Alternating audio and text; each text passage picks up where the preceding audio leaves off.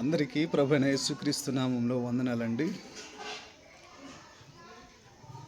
ఈరోజు ఇర్మియా గ్రంథంలో 33వ అధ్యాయం 8-9 వచనాల్లో ప్రభు ఒక మాట అంటాడు. వారు నాకు విరోధంగా చేసిన పాపదోషము నిలువకుండా వారిని పవిత్రపరుతును. వారు నాకు విరోధముగా చేసిన దోషములన్నిటినీ తిరుగుబాట్లన్నిటినీ క్షమించదను అని అంటాడు. ప్రభు రాకడ చాలా సమీపంగా ఉందండి. దేవుని వాక్యం ఏం చెప్తుందంటే, ఎవరైతే ఇంకా పాపమును బట్టి ప్రభు దగ్గర క్షమాపణ పొందుకోరో, ఎవరైతే ఇంకా పాపంలోనే జీవిస్తారో వారిని ఉద్దేశించి దేవుడు ఈ మాట రాయించాడు. ఇర్మియా ప్రవక్తకు దేవుడు తన వాక్కును ప్రత్యక్షపరిచి ఈ మాట అంటాడు. ఎవరైనా సరే నాకు విరోధంగా ఇప్పటి వరకు చేసిన అది పాపం, ఏ పాపమైనా సరే, నువ్వు చేసిన ప్రతి అతిక్రమము కానీ, ప్రతి దోషము కానీ, ప్రతి తిరుగుబాటు కానీ, అది ఏదైనా దేవుడు అంటాడు, నేను పవిత్రపరుస్తాను, క్షమిస్తాను. అయితే నువ్వేం చేయాలా? మనమేం చేయాలో దేవుడు చాలా స్పష్టంగా చెప్తా ఉన్నాడు. పాపంలో ఉన్న మనము దేవునికి విరోధముగా ఏ తిరుగుబాటు అయితే చేశామో, ఏ పాపం అయితే చేశామో, ఆ పాపం బట్టి దేవుని దగ్గరకు వస్తే ప్రభువు క్షమిస్తానని, వారి పాపమును తొలగించి వారిని పవిత్రపరుస్తానని వాక్యంలో చాలా స్పష్టంగా వ్రాయించాడు. ఎందుకంటే ఇంకా మనము పాపాన్ని ఒప్పుకోకుండా పాపపు స్థితిలోనే గనక మనం ఉన్నట్లయితే అది మనకి ఏ మాత్రం కూడా క్షమాపణ పొందుకోలేమండి.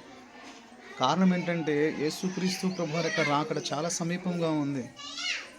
యేసు ప్రభు రాకడ సూచనలో ఆయన చెప్పిన ప్రతిదీ జరుగుతూ ఉంది. నా రాకడకు సూచన ఇలా జరుగుతాయని యేసయ్య ఏ విధంగా అయితే మనకు బోధించాడో అవన్నీ కూడా ఇప్పుడు భూమి మీద జరుగుతూ ఉన్నాయి. ఏదో 1-2 మాత్రమే ఆగిపోయి ఉన్నాయి.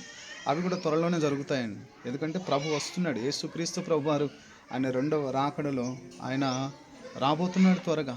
కాబట్టి ఇంకా మనము పాపము చేస్తే, ఇంకా పాపంలోనే గనక మనం ఉంటే, ఇంకా పాపపు ఆలోచనలతో గనక మనం ఉంటే, ఇంకా పాపపు మార్గంలో గనక మనం ఉంటే ఖచ్చితంగా శిక్ష తప్పదండి. ఆ శిక్ష నిత్య నరకాగ్ని.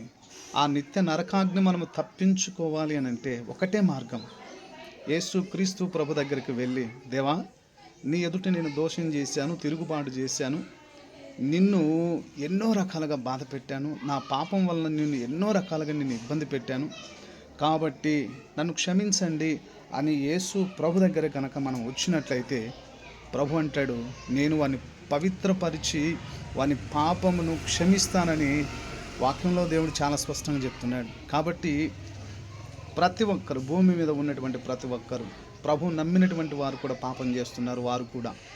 సో మనమందరం కూడా ప్రతి పాపాన్ని విడిచిపెట్టి ప్రభు దగ్గర క్షమాపణ పొందుకుందాం.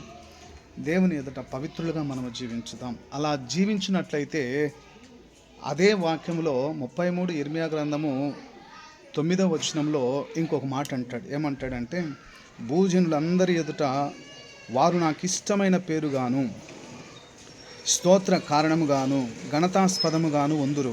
నేను వారికి చేయ సకల ఉపకారములను గూర్చిన వర్తమానమును జనులు విని, నేను వారికి కలుగా చేయు సమస్త క్షేమమును బట్టి, సమస్త మేలును బట్టి భయపడుచు దిగులునందు. నువ్వు కనుక ప్రభు దగ్గర క్షమాపణ పొందుకొని యేసు ప్రభు దగ్గరికి వస్తే ఆ ప్రభు నిన్ను క్షమించి, నీ పాపమును మన్నించి, నీ పాప శిక్షను తొలగించి, దేవుడట ఏమంటాడు తెలుసా, భూజనులందరి ఎదుట నాకు ఇష్టమైన బిడ్డ అని చెప్తాడట. భూజనులందరి ఎదుట నాకు ఇష్టమైన జనం అని చెప్పేసి సాక్ష్యం ఇస్తాడట దేవుడే. మరి అలాంటి గొప్ప సాక్ష్యాన్ని మనం పొందుకోవాలంటే ఇప్పుడే నీ పాపాన్ని విడిచిపెట్టు. ఇప్పుడే ప్రభు యేసుక్రీస్తు ప్రభు దగ్గరికి రా. మన ప్రతి పాపాన్ని ఒప్పుకొని విడిచిపెట్టు. ఎందుకంటే దేవుని బిడ్డరా, మనము లోకంలో ప్రజలందరి ఎదుట, భూజనులందరి ఎదుట ఘనతాస్పదముగా దేవుడు చేస్తానంటున్నాడు. స్తోత్ర కారణముగా దేవుడు మనకు చేస్తానంటున్నాడు. ఎన్నో గొప్ప కార్యాలు దేవుడు మన జీవితాలలో జరిగిస్తానంటున్నాడు. కాబట్టి వాటన్నిటిని కూడా మనం పొందుకోవాలంటే ఒకటే మార్గం, పాపం విడిచిపెట్టి పవిత్రమైన జీవితాన్ని కలిగి ఉండు. యేసు క్రీస్తు ప్రభు దగ్గరికి వచ్చి నీ పాపాన్ని క్షమాపణతో అడిగి, క్షమించమని అడిగి, కన్నీటితో ప్రభుని అడిగి, తప్పకుండా దేవుడు నిన్ను క్షమిస్తాడు, నీ పాపమును క్షమిస్తాడు. మన ప్రతి అతిక్రమమును క్షమించి మనమును పవిత్రపరుస్తానని దేవుడు మనకు వాగ్దానం చేస్తున్నాడు. కాబట్టి యేసయ్యను అడుగుదాం, క్షమాపణ పొందుకుందాం, పాపమును విడిచిపెట్టి ప్రభు ముందు క్షమాపణతో పవిత్రపరచబడి పరిశుద్ధమైన క్రీస్తు బిడ్డలముగా మనం జీవిస్తాం.